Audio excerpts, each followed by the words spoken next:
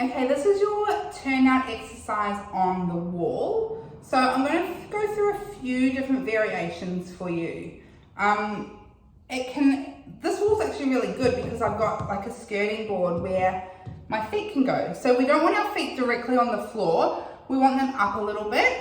In my ideal world, this would probably be a little bit lower, but I'm going to work with what I have here. Essentially, we're going to set ourselves up in a parallel position with our feet together though, so we don't have them hip distance apart, feet together.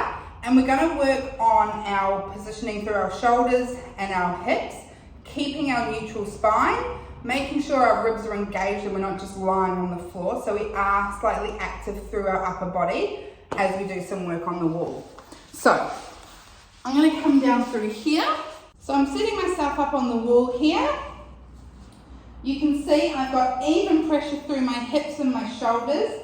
I've got a gentle little activation through the core, so I'm holding that neutral spine, and I've got those ribs sitting in nicely. So you can either have hands at your side. I actually prefer to have them on my hips as if I would be if I was, doing this exercise.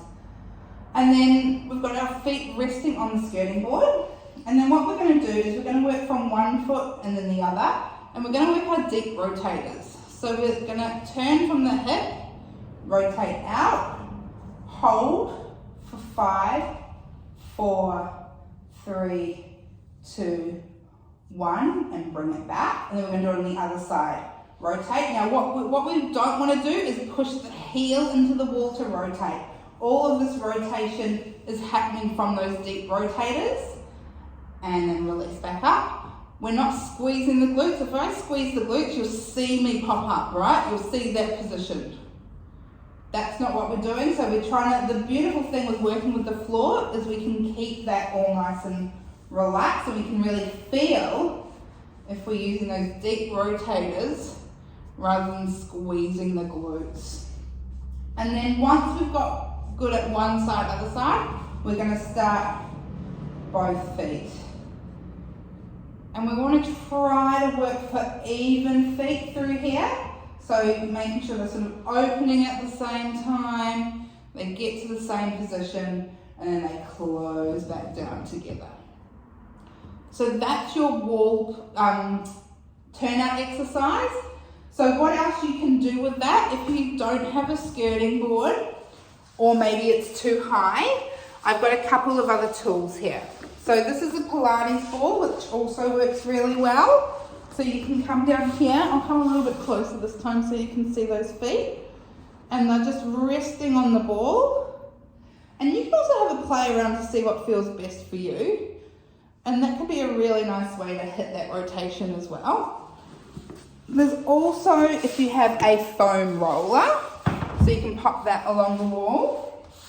Coming on in here. And open and close through there. Now once you start to get stronger with this exercise, and this one starts to feel quite easy and you know what you're doing, ideally you would have nothing under your feet. So this is a bit hard to show on because I've got the skirting board, but what I would do if this was the case is I would bring those feet just up a little bit. And you can see here, I'm not pushing back into my knees like I could be.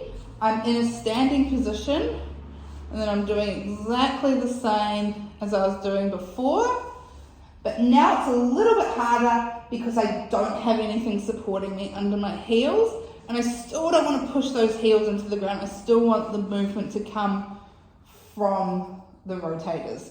So this is definitely a move you will do after you've done a supported one to make sure that feels good.